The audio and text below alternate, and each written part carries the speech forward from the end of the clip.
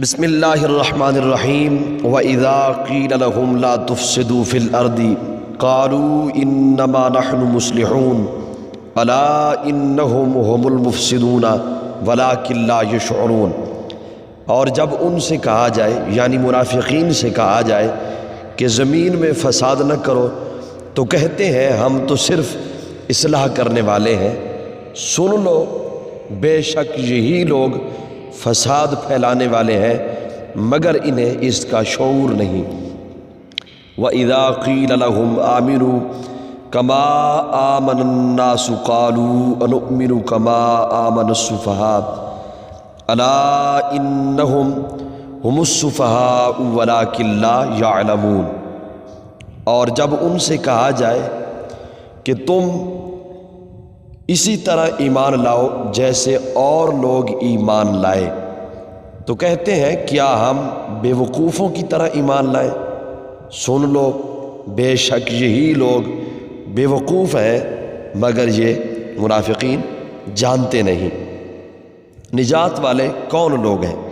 اس آیت میں بزرگان دین کی طرح ایمان لانے کے حکم سے معلوم ہوا کہ ان کی پیروی کرنے والے نجات والے ہیں اور ان کے راستے سے ہٹنے والے منافقین کے راستے پر ہیں۔ اور یہ بھی معلوم ہوا کہ ان بزرگوں پر طعن و تشنیع کرنے والے بہت پہلے سے چلتے آ رہے ہیں۔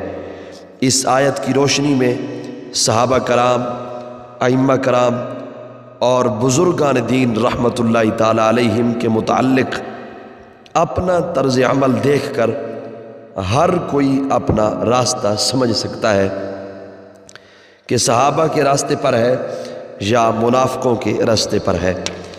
نیز علماء اور صلحاء اور دیندار لوگوں کو چاہیے کہ وہ لوگوں کی بد زبانیوں سے بہت رنجیدہ نہ ہوں بلکہ سمجھ لیں کہ یہ اہل باطل کا قدیم دستور ہے۔ نیز دینداروں کو بے وقوف یا دقیانوسی خیالات والا کہنے والے خود بے وقوف ہیں۔ صحابہ کرام کی بارگاہ الہی میں مقبولیت۔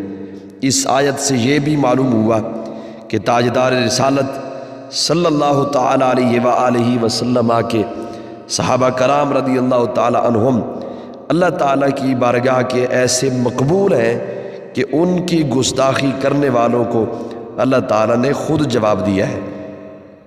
صحابہ کرام رضی اللہ تعالیٰ عنہم کے بارے میں حضرت ابو سعید خدری رضی اللہ تعالیٰ عنہ سے روایت ہے، حضور پر نور صلی اللہ تعالیٰ علیہ وآلہ وسلم نے ارشاد فرمایا، میرے صحابہ رضی اللہ تعالیٰ عنہم کو گالی گلوچ نہ کرو، ان کا مقام یہ ہے کہ اگر تم میں سے کوئی احد پہاڑ کے برابر سونا اللہ تعالیٰ کی راہ میں خرچ کرے تو اس کا ثواب میرے کسی صحابی رضی اللہ تعالیٰ عنہ کے ایک مد، ایک چھوٹی سی مقدار بلکہ آدھا مد خرچ کرنے کے برابر نہیں ہو سکتا۔